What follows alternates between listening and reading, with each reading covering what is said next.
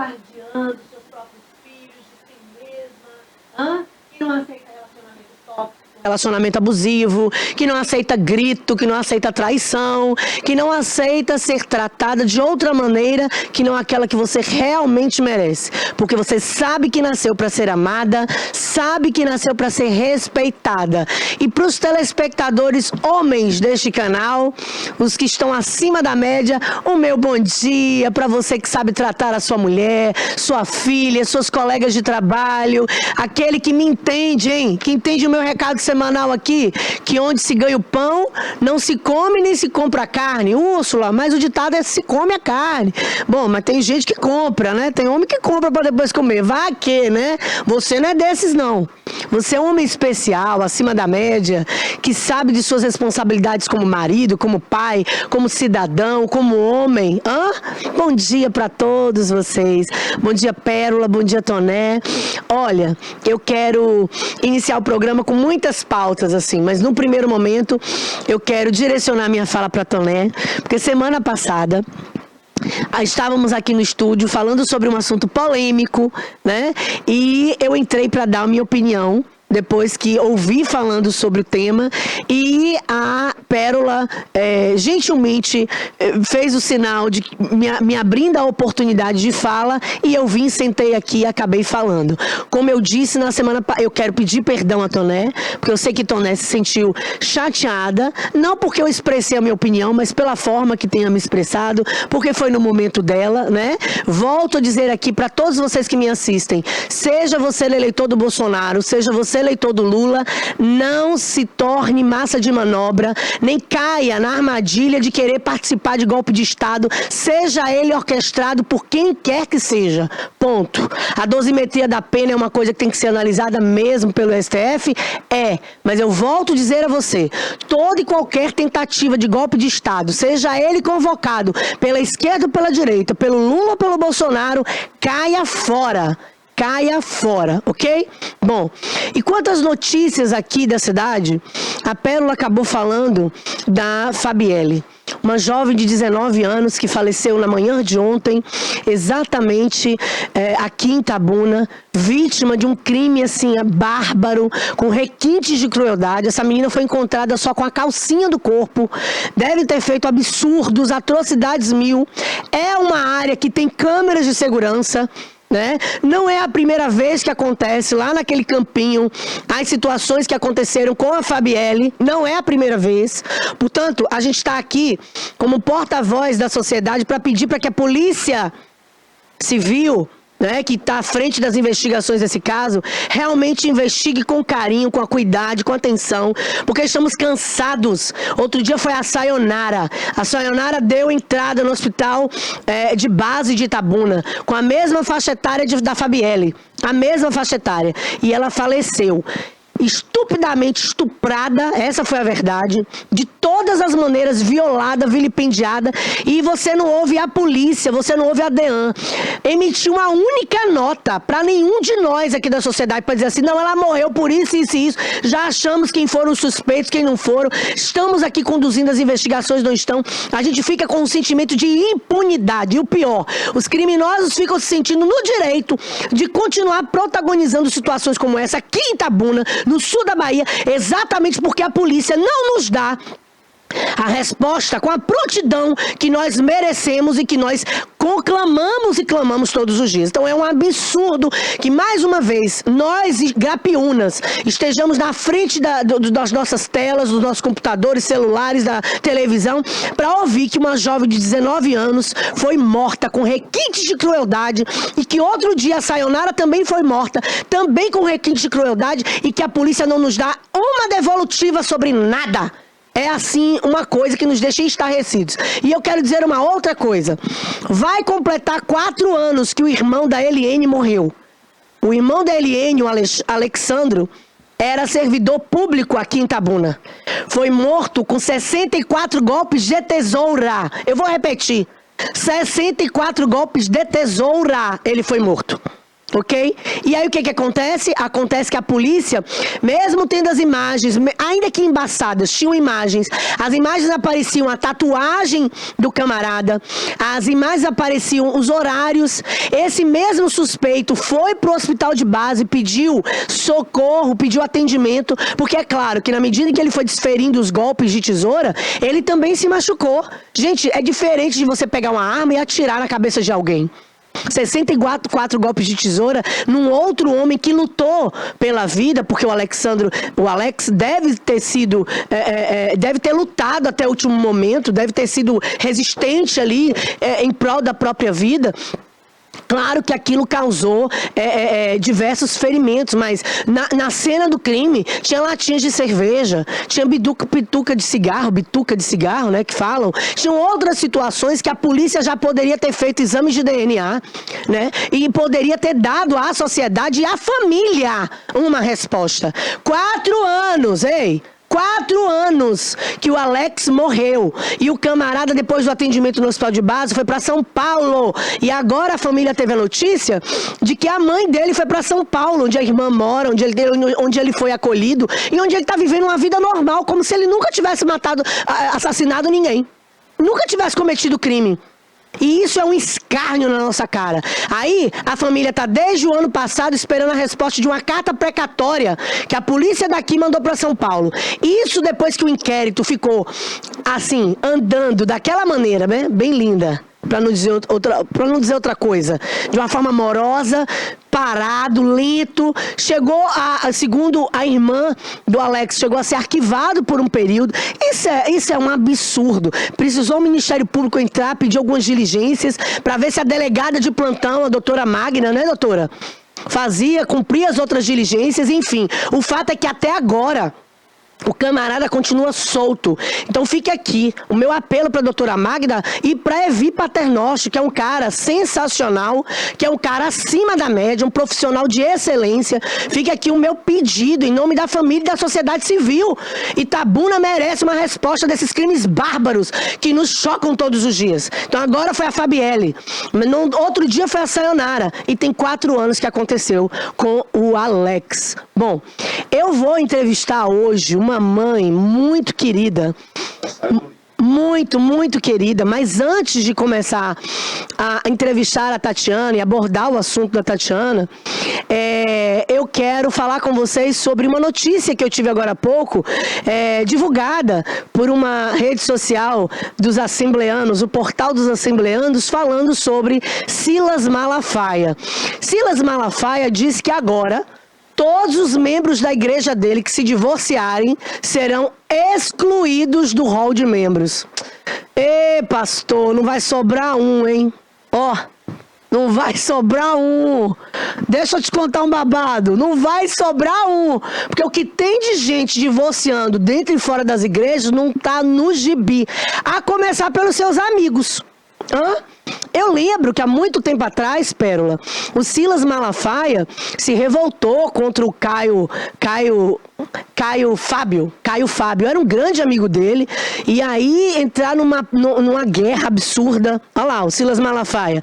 Pastor Silas Malafaia excluirá membros da igreja que se divorciarem. Ele pegou uma briga ferrenha com o Caio Fábio, porque o Caio Fábio se separou da esposa. Agora, outro dia, ele estava de mãos dadas, posando junto com a mulher dele, e um outro pastor famosíssimo aqui no Brasil, amigo dele, que se separou da esposa e já casou com outra pastora. Pastora essa que divulga aí para todo mundo que ela é lutadora em prol da família, dos casamentos, e ela tem um quadro lá, um programa, enfim, uma campanha voltada para o quarto de guerra, para ensinar mulheres a lutarem pelos seus casamentos. Uai, mas ela casou com um homem que era pastor, que tinha uma família e que divorciou para ficar com ela, enfim. Ô Silas Malafaia, será que o senhor não entende que no Brasil nós temos diversos contextos Para justificarem um divórcio? E fazendo isso, o senhor está dizendo para as mulheres que sofrem de violência doméstica para continuarem sendo amordaçadas dentro de relacionamentos tóxicos e abusivos? Não bastasse o fato de que o senhor é seletivo, né? Aceita o divórcio dos seus amigos quando o senhor quer. Dos outros que o senhor não quer, o senhor não aceita, né? Ainda por cima, o senhor ignora estatísticas absurdas. Nós somos o 5º país do mundo que mais mata mulheres no Brasil. Nós somos o país que o 19º Fórum Nacional de Segurança Pública informou que todos os tipos de violência contra mulheres cresceram absurdamente. As violências das mais variadas formas. Psicológica, moral, sexual, física. O 19º Fórum Nacional de Segurança Pública também nos indicou que os números de registros e de pedidos de medida protetiva também aumentaram. Talvez esse tenha sido o único dado positivo. De que maneira, Úrsula? Aumentou os pedidos e as denúncias? Você acha que isso é positivo? Acho, porque as vítimas, elas romperam o silêncio e resolveram pedir ajuda, socorro do aparato estatal, da polícia, do judiciário, exatamente para salvaguardar sua própria integridade física e emocional. E, portanto, eu preciso encarar esse dado, né, que me mostra que os números das denúncias e pedidos de medidas protetivas aumentaram de um ano para outro. Eu preciso encarar como um fator positivo. Porque, querendo ou não, diversas mulheres estão sendo encorajadas a romper o silêncio. Aí vem o pastor de uma igreja da Assembleia e, olha, não me chama de intolerante religiosa não, hein? Não me chama não, porque você está ouvindo uma mulher que é evangélica, assembleana, falar de um pastor, de uma entidade que ela pertence. Portanto, não me chama de intolerante religiosa, nem fala que eu estou perseguindo evangélico. Não estou. Eu acho que é muita demagogia, né, para um pastor, muita hipocrisia para um pastor, sabendo desses dados absurdos que nós vivemos no país, lançar uma nota de que agora todo divorciado da igreja dele vai ser excluído do rol de membros. Eu acho que o senhor devia, pelo menos, criar critérios, analisar os requisitos desse divórcio. Porque muitas mulheres evangélicas estão dentro de relacionamentos tóxicos e por causa de aconselhamentos de pastores como o senhor, de líderes irresponsáveis como o senhor, infelizmente se tornam estatísticas de feminicídio.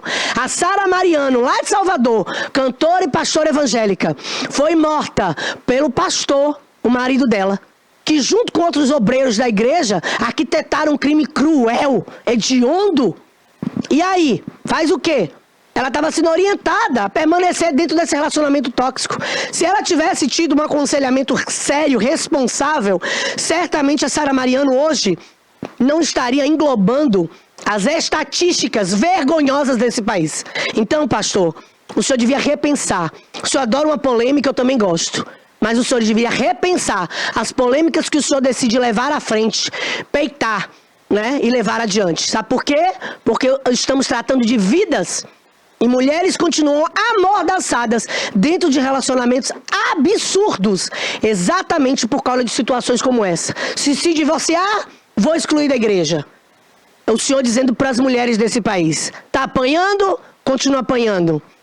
Tá sendo violentada psicologicamente? Continua caladinha. Você não pode divorciar não, porque se divorciar vai pro inferno. Olha, muito cuidado. Muito cuidado com as regrinhas que o senhor faz, que o senhor divulga, que o senhor propaga. Porque vidas estão sendo ceifadas de milhares de mulheres desse país. E outra coisa, pau que dá em Chico, dá em Francisco. Se o senhor quer fazer isso para os membros da sua igreja, da sua congregação, devia começar a evitar amizades de pastores, assim como esse que o senhor anda aí, ó, carne e unha, pra cima e pra baixo, com ele e com a esposa, a nova esposa dele. Porque ele divorciou pra casar de novo, tá bom? Passou a Alencar, amigo seu, divorciou, tá bom? E casou com a Nani Alencar. Divórcio, casamento, e o senhor tá andando com ele aí pra cima e pra baixo, posando pra foto junto com sua esposa. Cuidado com a hipocrisia, viu, Malafaia? Cuidado. Custa vidas. Vamos mudar de assunto? Vamos mudar? Vamos esquecer Malafaia. Vamos mudar de assunto. Olha, o caso de hoje que eu quero abordar com vocês envolve a Tatiana, de Curitiba. Eu quero que a produção, por favor, passe para mim os primeiros vídeos que eu cedi para a produção para que a gente pudesse veicular. Tá pronto, produção? Fala para mim. Essa é a Valentina. Foi tirada da mãe há mais de 2 anos e está em um abrigo. Por simplesmente ela ter denunciado vários órgãos municipais, inclusive o abrigo que ela estava. Outro vídeo, produção, por favor. Essa é a Valentina, filha da Tati, que está num abrigo para ser encaminhada para adoção, como se ela não tivesse família, como se ela não tivesse mãe biológica, com a qual ela tem um laço afetivo. Olha lá. O Estado não é família, os abrigos não são lá.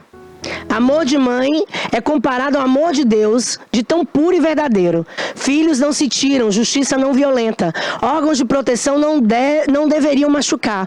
Justiça pela Valentina e pela mamãe Tatiana. Olha, gente, esse caso parece um caso de novela mexicana ou filme de terror, de drama. Essa mãe, ela morava no primeiro momento em Goiânia e teve que sair de lá, de Goiânia, porque se tornou vítima de violência doméstica. E aí o que acontece? Sendo vítima de violência doméstica, pediu medidas protetivas, ela sofreu uma tentativa de feminicídio, saiu daquela cidade e foi morar no Tocantins com a filha dela.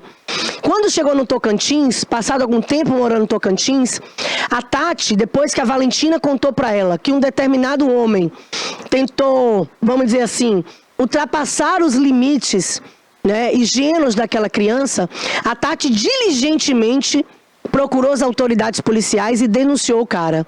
Não houve, vamos dizer assim, uma situação mais grave do que deveria ser, ou do que poderia ser, na verdade, porque a Tati, ela, graças a Deus, escutou o pedido da filha para sair da casa dessa amiga, né? E cujo marido fez o que fez, de passar a mão na menina, etc. E mesmo tendo sido uma coisa que aparentemente parece ser tão boba, mas tão grave ao mesmo tempo, a Tati procurou as autoridades policiais. E aí o que acontece? A Tati pediu medida protetiva, porque estava mexendo com uma família muito importante naquela cidade, lá no interior do Tocantins. E a Tati pediu medida protetiva e o cara ainda assim estava descumprindo a medida protetiva. E o que aconteceu? A Tati precisou ser protegida por um programa da Polícia Federal em Brasília, o Provita. Sabe por quê? Porque ela e a filha estavam correndo risco de vida.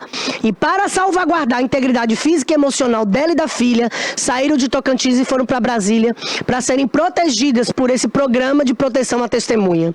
Uma mulher que precisa de proteção de um programa desse não pode ser julgada.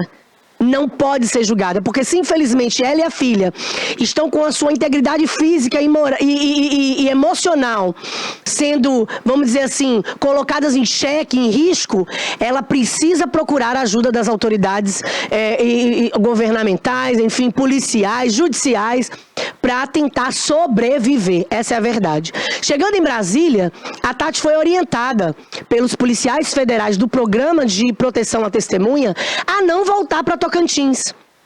E aí foi quando a Tati escolheu Curitiba, né? Porque lhe foi orientado procurar um lugar diametralmente oposto ao lugar que ela estava morando. E aí ela foi para Curitiba. E em Curitiba, o segundo capítulo, aliás, o terceiro capítulo da vida dela, extremamente nefasto, começou a acontecer. E é isso que a gente vai abordar agora. Mas eu quero adiantar para vocês que, em virtude dessas mudanças de estado, o Ministério Público da cidade distribuiu uma ação de destituição de pátria e poder, alegando que a Tatiana estava violentando psicologicamente a filha e a instabilidade de domicílio estava trazendo prejuízos emocionais à criança. E aí eu fico me perguntando, que Ministério Público é esse que coloca em xeque as mudanças necessárias, territoriais e geográficas que uma mãe precisou fazer para se proteger? Seja bem-vinda, Tati. Sinta-se abraçada e acolhida por mim. Como você é amada. Como você é amada. E a Tati passou o domingo ontem dilacerada, todas nós que abraçamos a causa da Tati, porque foi juntado no processo, nas últimas horas, um relatório do abrigo que está com essa criança, dizendo que ela não está bem. E o engraçado é que, em contato com a Tati na semana passada, ela passou a semana toda dizendo: doutora, eu sinto que a minha filha não está bem. O sexto sentido de mãe, né? Bom dia, Tati. Eu nem vou perguntar como você tá, porque eu sei como você tá. Eu quero dizer para você que não vamos soltar a sua mão. Não vamos soltar a sua mão até que a sua filha volte para sua casa, volte para os seus braços, volte para o seu colo. Mas conta para mim o que aconteceu desde quando você passou a ser abrigada pelos abrigos, acolhida na verdade, pelos abrigos de Curitiba. Conta para mim, porque a parte anterior já adiantei aqui para os nossos telespectadores. Mas conta para mim o que aconteceu para motivar essa perda temporária de guarda da tua filha. E quanto tempo você está sem falar com a Valentina, sem ver a Valentina? Então, bom dia, pessoal. Quero agradecer, né, a doutora Úrsula, principalmente, porque levantou ela para tomar essa briga comigo, porque aqui em Curitiba, eu e minha filha estamos sendo negligenciadas pelo próprio Estado, por todas as autoridades, não tem ninguém aqui, né, ajudando a gente em nada, a não ser mães que se solidarizaram com a minha dor. Eu e minha filha já vinha de um histórico de violência bem forte. Tudo que eu fiz nessa vida, se eu errei, eu não sei, porque eu não conheço esse erro. Eu fiz para proteger principalmente a minha filha, né? E a gente está sendo injustiçada aqui. Eu fui jogada no abrigo com a minha filha, como se fosse moradora de rua, como se fosse lixo, como se fosse qualquer coisa. E tudo isso que está acontecendo foi de fato porque eu tenho um pouco de conhecimento da lei. Eu sei quais são os direitos da Valentina, os meus direitos, né? Que nós duas viemos com medida protetiva, igual a doutora Úrsula falou, da federal, para recomeçar as nossas vidas. E aqui em Curitiba é o inferno. Mais de 2 anos e 3 meses. Tá no abrigo. E tem Mais de dois quanto... anos e 3 meses. E vai fazer 1 ano agora que eles me impediu de ver ela porque eu denunciei eles. Isso simplesmente por vingança, retaliação ou algo mais sério, né? Como tráfico de criança, facilitação de adoção, tem que investigar. A gente não sabe, não tem motivo para eles terem acolhido ela e muito menos para tirar ela de mim. E ontem recebemos um relatório que o abrigo acabou confessando, não sei o que aconteceu de grave lá, que eles acabaram confessando que a minha filha não tá bem. E eu tô aqui perto dela e não posso fazer nada. E tem uma semana que a Tatiana conversa comigo dizendo: doutora, eu tenho certeza que está acontecendo alguma coisa com a minha filha, porque eu sinto que ela não está bem. O seu sentido de mãe não falha, gente. E a verdade é o seguinte, deixa eu tentar resumir para vocês, para a gente continuar a nossa entrevista com a Tati. Quando a Tati foi encaminhada pela Polícia Federal para Curitiba, a Tati foi com a roupa do corpo junto com a filha. Deixou tudo para trás, a casa de Tocantins, as roupas, os objetos pessoais, os eletrodomésticos, fogão, geladeira, cama, mobília, tudo, e foi recomeçar a vida. E aí Curitiba colocou a Tati num abrigo em que recebia usuárias de droga e moradoras de rua. Gente, eu não tenho nada contra moradores de rua, não tenho nada contra usuários de droga, pelo amor de Deus, me entendam bem. Mas é um lugar inapropriado para se colocar uma mãe e uma filha que já estava vindo de outros contextos de violência e que precisava ser acolhida num lugar de dignidade com segurança. Dentro desse primeiro abrigo em que a Tati ficou com a Valentina, me corrija se eu estiver errada, elas foram agredidas, violentadas. Uma outra pessoa que estava sendo acolhida pelo abrigo, né? Não sei se usuária de droga ou não, mas chegou a agredir vocês, não foi isso? Sim, tentou me matar, existe um BO, existe corpo de delito. Eu pedi apoio, segurança, pedi para ser trocada de abrigo, né? E a diretora desse abrigo, né, que diz que até de um pastor, e não fizeram nada, simplesmente. Aí quando eu subi para falar que eu ia denunciar o abrigo, né, pelas situações vividas, presenciadas e também de violência que eu, a Valentina, viveu e eu senti na pele, né, porque tentaram me matar lá dentro, usuárias, mães, muitas crianças lá, um lugar totalmente insalubre. Eu e a Valentina fomos parar no hospital por causa de comida estragada e vencida. Porque, então, se você precisa de um lugar, o que eu ouvi do abrigo, tá achando ruim, sai, porque o que a gente tem é isso. e que não tinha outro lugar. E sim, existem outros abrigos que eles poderiam ter encaminhado eu e a Valentina. Aí quando eu falei que ia denunciar eles armaram para cima de mim. Uma espécie de perseguição, de retaliação, e eles estão levando, na verdade, longe demais. E chegar ao ponto de dizer que a Valentina não tem mais laços afetivos com a Tati. Estão tentando, de todas as maneiras, induzir o Judiciário e o Ministério Público a acreditar que essa menina foi negligenciada, a acreditar que essa menina foi maltratada pela mãe, o que nunca aconteceu. Inclusive, tem um relatório do Conselho Tutelar dizendo que a alternativa seria trocar vocês de abrigo, porque era nítido para os conselheiros tutelares que entre vocês existia um vínculo afetivo muito forte, não é isso, Tati? Sim, era para manter nós duas em outro abrigo até eu conseguir achar uma casa, né, que aceitasse criança. Só que isso não foi feito. Na verdade, quando eu cheguei lá, eles já tinham armado para cima de mim. Até então, falou que era vulnerabilidade, né? E nesses 2 anos, agora, na metade desses 2 anos, Deus me preparou um esposo, uma pessoa boa, não é um homem agressor, porque assim, existem ainda homens de bem. Tô casada, perdi um bebê por causa disso. A gente tem casa, mora de aluguel, é simples. Somos pobres, mas não falta nada para Valentina. Na verdade, nunca faltou. E ainda tentaram me colocar de louca e não provou nada. Vulnerabilidade, ok. Inclusive, eu estive em contato, estou em contato com a sua terapeuta, que atesta a sua sanidade mental, que atesta as suas condições psicológicas para cuidar da sua filha. Eu quero falar sobre essa situação que aconteceu com você durante esse processo. Você perdeu uma gestação no 5º mês. E a perda do bebê se justifica pelos choques emocionais que você viveu durante esse processo e pela notícia que você recebeu de que a Valentina, antes mesmo que o processo fosse concluído, já tinha sido encaminhado para a lista de adoção. Foi isso ou eu estou confundindo as coisas? Sim, exatamente foi isso que aconteceu. Em maio, dia 26 de abril do ano passado, na verdade, nesses 2 anos, eu vou voltar lá atrás para vocês entenderem e resumir. Nesses 2 anos, eu visitava minha própria filha 1 hora, uma vez por mês. No mês, eu, sendo mãe, eu via minha filha 4 horas, para vocês terem ideia.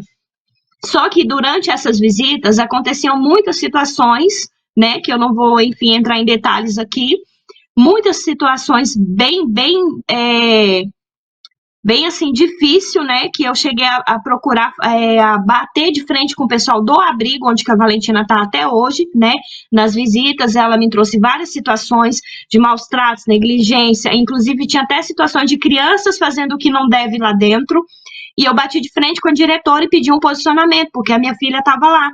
E nisso tudo começou o inferno, que eu vi que é retaliação e vingança, porque eu denunciei o abrigo que a Valentina está no Conselho Tutelar, não porque eu sou a mãe denunciante, a mãe que quer causar, mas porque, de fato, sim, houve várias negligências e maus tratos contra a minha filha e outras crianças lá dentro. Aí, quando foi em maio, dia 26, foi o último dia que eu vi ela, porque o aniversário, na verdade, abril, corrigindo aqui, dia 26 de abril foi a última vez que eu vi a Valentina, do ano passado, tá? Vai fazer 1 ano que eles impediram, o abrigo impediu, juntamente com o Ministério Público, inventando um monte de coisas que não tinha vínculo, justamente só por vingança, porque eu denunciei eles. Eu vi a minha filha, dia 25 de abril é aniversário dela, eu vi ela dia 26 porque eu estava internada, de uma gestação de risco. Quando foi em julho, eu descobri que meu bebê já estava morto há 3 semanas atrás. Que se a gente contar na data da ultrassom que eu descobri que o coraçãozinho do João Miguel parou, desculpa, eu descobri que o coração do João Miguel parou dentro de mim, foi exatamente na data que a psicóloga do abrigo, mandou uma mensagem no meu celular, proibindo as visitas e um papel de destituição e não me falou mais nada. E nunca mais eu vi minha filha. Tá bom pra vocês? Tá bom pra vocês? Curitiba agora arranca filho de família pobre. Eu quero dizer que mãe pobre, família pobre, situação de vulnerabilidade social e econômica não são requisitos. Vulnerabilidade social e vulnerabilidade econômica não são requisitos para destituição de pátrio poder de uma criança. Valentina tem mãe, Valentina tem família, Valentina tem um quartinho esperando por ela. Aliás, cadê o vídeo do quartinho? Eu quero que passe aí, por favor. O vídeo do quartinho. Valentina tem um quartinho esperando por ela. Uma mãe diligente, amorosa, zelosa, cuidadosa. Você tá dentro do quarto da Valentina, Tati? Tô no quarto dela. Consegue mostrar pra nós o quartinho pronto, esperando pela Valentina, pela volta dela? Consegue virar Acho que aí dá. um pouquinho aí o celular? Isso, mostra pra nós. A caminha, os armários. Mostra pra nós, olha lá, o quarto de guerra dela. Ela transformou o quarto da Valentina no lugar de oração, pedindo a Orações que as volta pessoas têm. Recadinho pra Valentina, orações. dos móveis, os brinquedinhos. Olha lá, como tá lindo. O quartinho esperando pela Valentina. Gente, deixa eu te contar uma coisa. O quartinho tá lindo. E eu conheço muitos castelos que carecem de amor e muitos casebres que transbordam amor, afetividade e cuidado. Não significa dizer que o fato dessa família ser vulnerável e já ter se reestruturado nos últimos tempos, sem a ajuda do município, porque era para o município ter disponibilizado uma casa para Tati, um emprego para Tati, né, para que a destituição do pátrio poder fosse a última alternativa. O ECA, o Estatuto da Criança e do Adolescente, coloca a destituição do pátrio poder familiar como última alternativa para casos gravíssimos de estupro, de agressões físicas, de exposição da integridade física e emocional daquela criança, coisas muito graves, muito extremas. E a Tati nunca protagonizou nada que pudesse justificar o que o município e o que o Estado está fazendo. Então, Tati, cadê você? Tá aí? Estou. Dividir a tela? Tati, veja só. Eu quero porque o nosso tempo de programa é muito curto, e eu quero deixar claro para todo mundo que hoje à tarde nós vamos fazer uma live com a Tati, nós vamos fazer uma live com a terapeuta da Tati, né, a psicóloga que acompanha ela, e com a profissional que acompanhou a Tati enquanto ela estava lá no programa da Polícia Federal em Brasília. Mas eu queria, Tati, por causa do nosso tempo que é muito curto, muito enxuto, eu queria que você fizesse um apelo direcionado às autoridades policiais, judiciais, para esse abrigo. O que teu coração de mãe pede hoje para que você fale com essas pessoas, porque o aniversário da Valentina está chegando. Qual que é a tua vontade?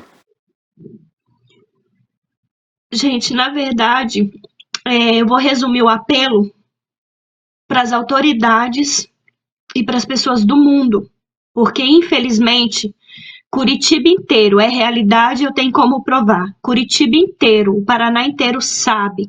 As autoridades daqui sabem o que está acontecendo e não fazem nada. São pessoas frias.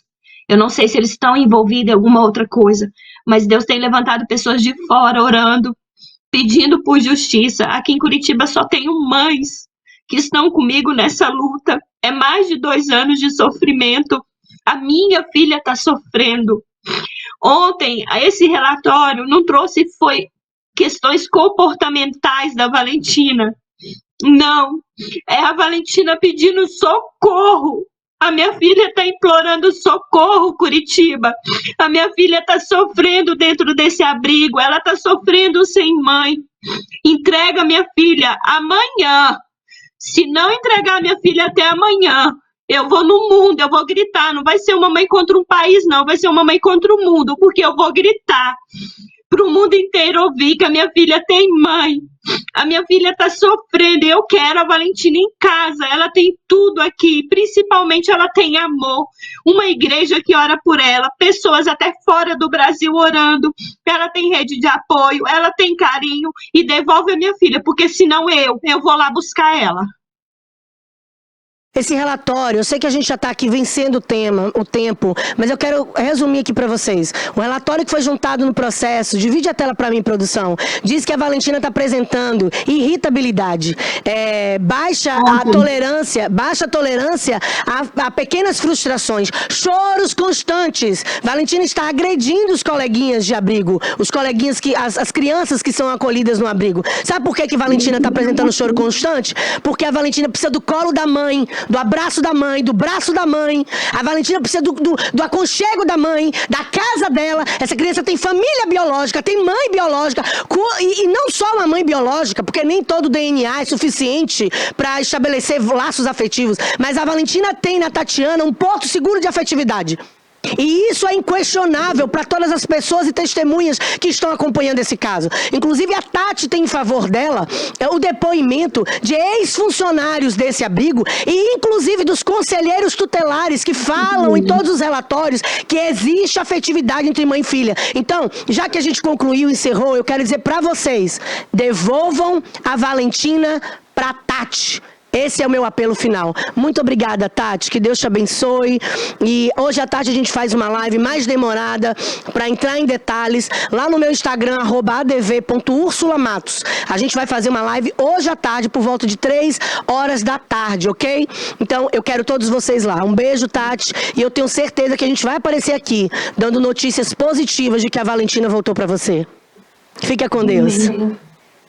Até semana que vem, gente. Deus abençoe.